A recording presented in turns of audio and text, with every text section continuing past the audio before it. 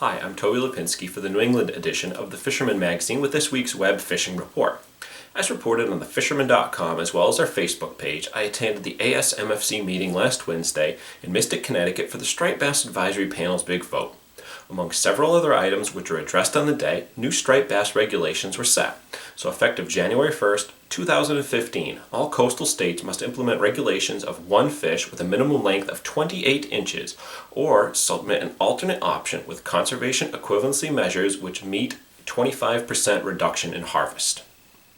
This will likely be addressed state by state in public meetings, and I'll be certain to pass along word as any of these meetings are scheduled. For a look at all of the measures and topics addressed on the day, give a look to this week's editor's log, which appears across all three editions of the Fisherman magazine, as well as on the Fisherman.com. Also on the Fisherman.com, we posted the final episode of my video series with Mike Laptu. This installment addresses fishing outflow channels and waders, a great combo in the latter part of the season as the weather gets cold, just like we have setting up right now. I apologize as it was supposed to go live early last week, but due to some technical difficulties, we were unable to get it posted until the weekend. So go give it a look. I'm sure that you will not be disappointed. Moving on to the report, we're going to start off as always in Connecticut, where Fisherman's World in Norwalk reports a big shot of bass that moved into western Long Island Sound last week. While most of the fish that they heard of were in the sub 30-inch range, I know of some slightly larger fish, even some pushing the 30-pound mark, that were taken from shore in that general area.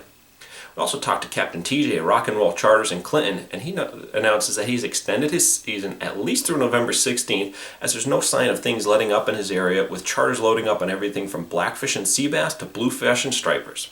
So now is the time to get out there if you want to take advantage of some of the best mixed bag fishing the area has seen in years.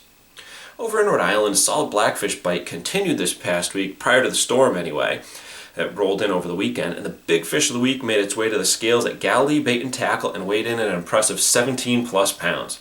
They also had several 12 plus pounders brought to the shop, so it's safe to say there's some big tog in the area.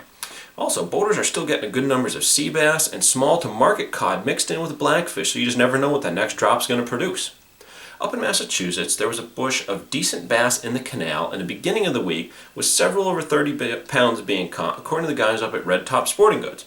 Unfortunately, by the weekend, the bite slowed way down and anglers began to turn their efforts to the excellent trout fishing to be had on both Cape Cod and the mainland side, with holdover trout as well as some from the extensive state fall stocking program.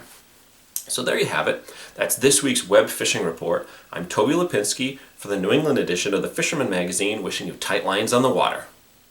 To receive the latest fishing reports, subscribe to the Fisherman's YouTube page. Click subscribe, then click the settings button and check Send Me Updates. You'll now receive notifications of the latest Fisherman YouTube videos and reports. If you're already a subscriber, make sure you've checked Send Me Updates in the settings so you receive the latest notifications.